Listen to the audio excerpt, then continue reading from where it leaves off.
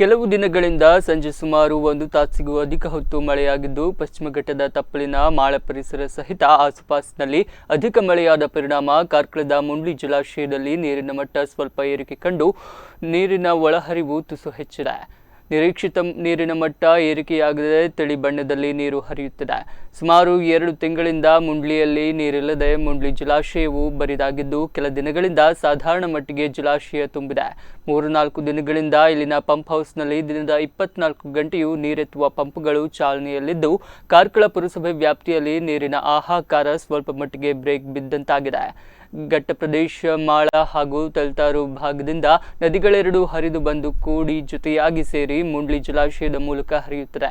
ಅಲ್ಲಲ್ಲಿ ಸಣ್ಣ ಪುಟ್ಟ ಹೊಳೆಗಳು ಸಂಧಿಸುತ್ತವೆ. ಇವೆಲ್ಲ ಒಂದಾಗಿ ಎಣ್ಣೆ ಹೊಳೆಯ ಮೂಲಕ ಸ್ವರ್ಣ ನದಿಯನ್ನ ಸೇರುತ್ತವೆ. ಉಡುಪಿ ಭಾಗಕ್ಕೆ ನಿರ್ವಹಿಸುವಲ್ಲಿ ಈ ನದಿ ಮುಖ್ಯ ಪಾತ್ರ ವಹಿಸುತ್ತದೆ.